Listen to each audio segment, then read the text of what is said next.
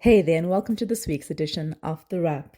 This week, a shocking bullying incident at a Cape Town high school has the whole of Mzansi riled up. We break it down for you, and if your parents hadn't told you yet, bullying is wrong.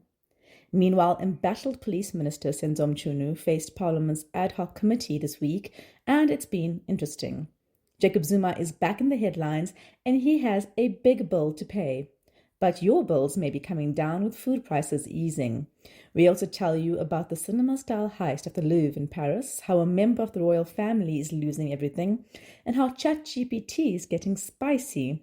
In our long briefs, we break down the big bads mentioned at the Madlanga Commission and explain why and how the DA wants to replace BEE. So let's dive into these stories and more in this week's wrap, brought to you by myself, Verashni Pillay, and the Explained Akosa team. First up in your national brief, suspended police minister Senzo Mchunu tried to distance himself from the thugs behind the police crisis. He took the hot seat at Parley's ad hoc committee this week, using an affidavit from alleged underworld figure Vusimuzi Katmatlala to make the point that the two had never met. Mchunu and his home province of KZN are important to the ANC. It's the party's biggest single voting bloc, the South African brief reported. But they noted Mchunu now appears more of a liability than an asset to the president. The law is catching up with Msholozi's legal tabs.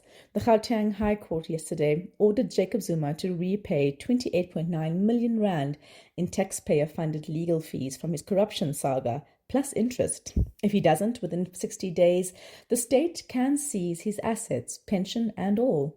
The ruling ends years of back and forth over who foots Zuma's bills, overturning an Mbeki-era deal saying government would. Zuma has not responded, but the man who made Stalingrad strategy a national sport may well appeal. Some good news for your wallet. Food prices are finally easing.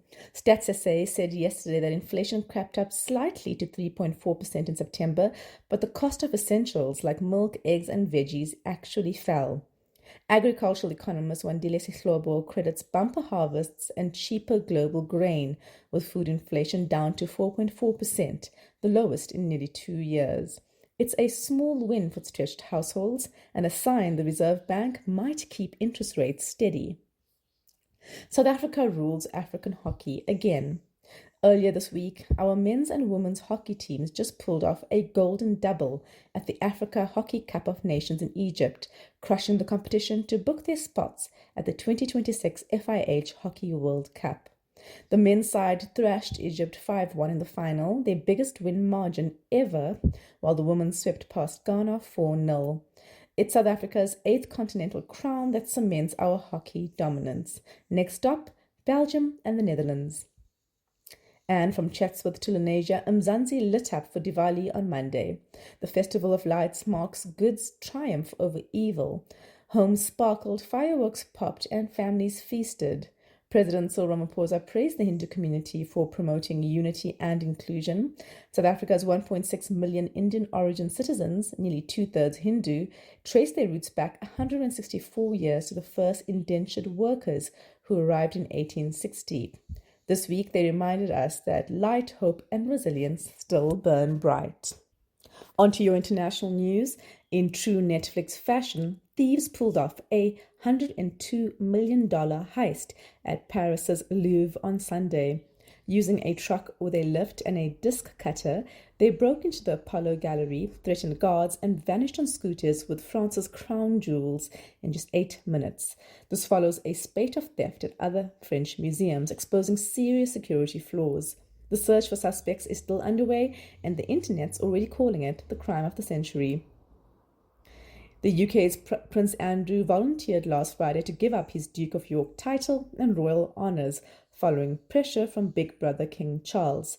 But MPs went a step further, lodging a rare motion to strip him of his dukedom formally.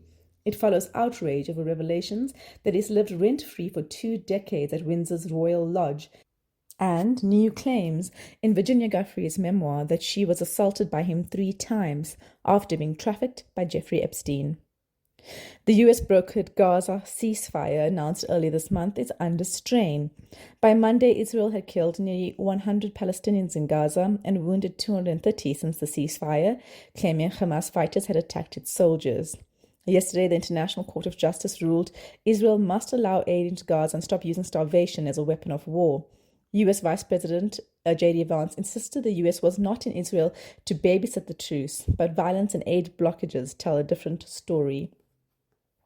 A single glitch at Amazon Web Services on Monday knocked out banks, airlines, and even Alexa herself. A botched update at a Virginia data center froze 113 Amazon Web Services and sent apps like Snapchat, Slack, and Zoom offline for hours.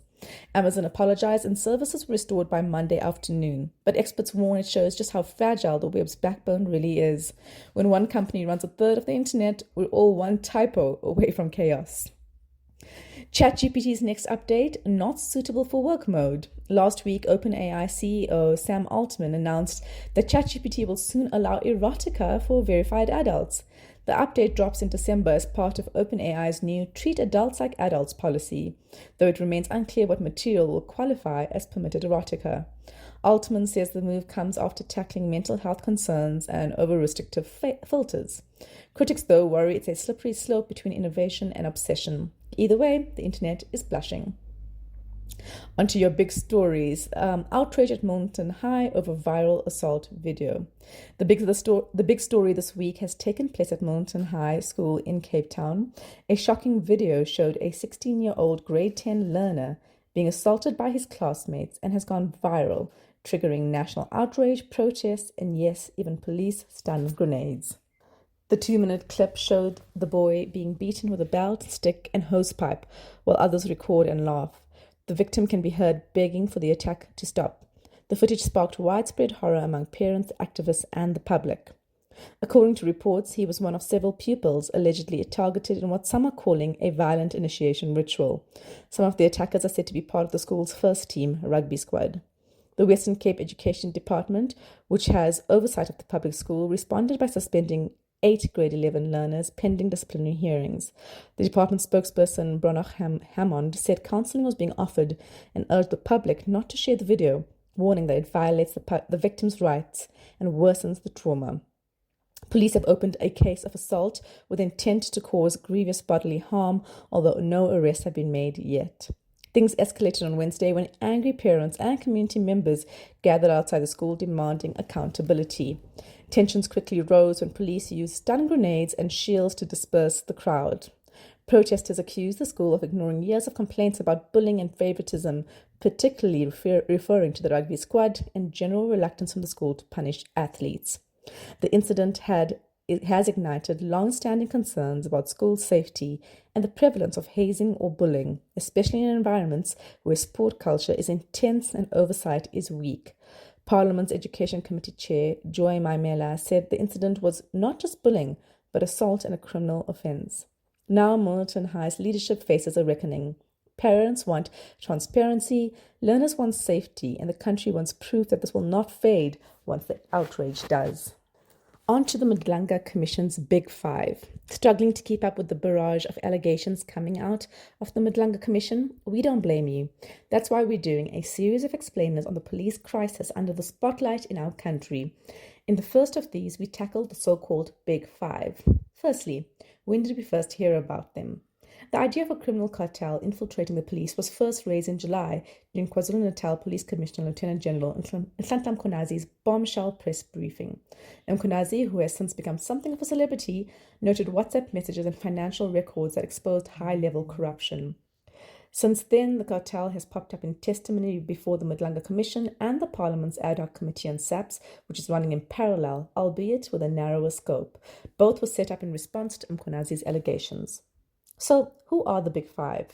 Based in Gauteng, much of the cartel's leadership remains under wraps. Authorities are keeping names secret to avoid tipping off suspects and to protect ongoing investigations. Only 2 have been publicly named. First, Vusimuzi Katmatlala, a Gauteng businessman. He is accused of using his company to secure lucrative state tenders while allegedly manipulating political connections and law enforcement for personal gain. Matlala's criminal empire has been scrutinized for numerous infractions. His company, Medicare 24 Tshwane District, secured a 360 million rand deal with SAPS for health services despite being embroiled in the Tembisa hospital fraud scandal. Secondly, there is Katiso KT Molefe. Once a National Lotteries board member, Molefe is linked to drug trafficking, murder, and political manipulation. His transition from public servant to criminal mastermind has seen him linked to murders, extortion, and the violent enforcement of his syndicate's interest. So, how do they operate? According to Lieutenant General Dumisani Kumalo's testimony, which first used the phrase Big Five, the cartel runs multiple smaller syndicates, each specializing in different illegal activities, such as drugs, extortion, and hijackings. They strategically infiltrate key industries and government sectors using insider knowledge and political donations to protect their operations. Investigators have presented chilling evidence, including WhatsApp chats that show Mklala bribed officials to block investigations. So what happens next? As the two inquiries progress, their findings are likely to converge. The Madlanga Commission will make recommendations directly to the President, while Parliament's ad hoc committee could trigger disciplinary or criminal proceedings. Still, converting testimony into convictions will take time. Some of the accused are powerful, well-connected figures who have already survived previous probes. Whether this time will be different depends largely on whether the National Prosecuting Authority and SAPS can withstand political pressure and act on the evidence. Check out the full explainer package on the Big Five on explain.coza.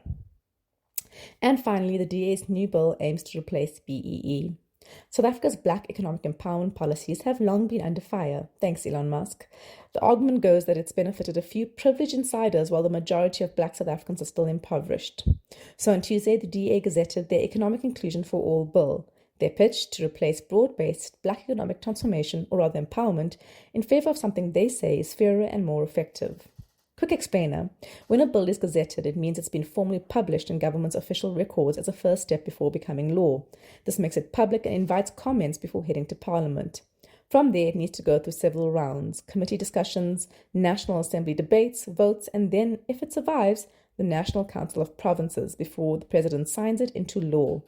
Given the DA's numbers, fewer than a quarter of the seats in Parliament, it will need major backing from other parties if it's to succeed in amending the Public Procurement Amendment Act of 2024. So what's the issue? Introduced back in 2003 under the ANC, BEE was meant to right the wrongs of apartheid by giving black South Africans a bigger slice of the economic pie through things like ownership deals, skills training, and preferential procurement. But the DA says BEE has fueled corruption and encouraged fronting where companies fake compliance and has largely failed. They're not wrong. 44 million South Africans live in poverty and 12 million are unemployed. Unemployment among black South Africans hit 36% in the last quarter of 2024, compared with 7% among white South Africans. Instead of race as the main criterion, the DA's proposed bill shifts to poverty and disadvantages the key indicators. Government tenders would reward companies for real impacts, job creation, skills development, poverty reduction, and even green initiatives like renewable energy. Critics like the ANC and the Black Business Council have hit back, while President Cyril Ramaphosa has said he had not seen the bill yet, but urged the DA to take it through Parliament. Our opinion, the DA is hardly known for its pro-affirmative policies at the best of times, an issue that saw Lindiwe Mazibuko ousted back in 2013. The party hemorrhaged more black leaders over time. As the party swings more white and right, the risk is that the bill is less about empowering the black majority and more about allowing white-owned companies resistant to transformation to continue benefiting people who remind the white executives at the top of themselves, which is how affinity bias works. Is South Africa ready to ditch a race-based system when white people occupied 65.9% of top management level posts in 2022, while making up just 8% of the population? That's according to South Africa's Commission for Employment Equity data. A revised BE is needed, but one that still holds private companies accountable when it comes to race. What do you think? Time to drop race completely, or is BE worth fixing? That's it from us at The Wrap. Simple news summaries for busy people. Remember to share the love. Tell your friends to sign up at explain.coza/subscribe. Till next time, goodbye from the team.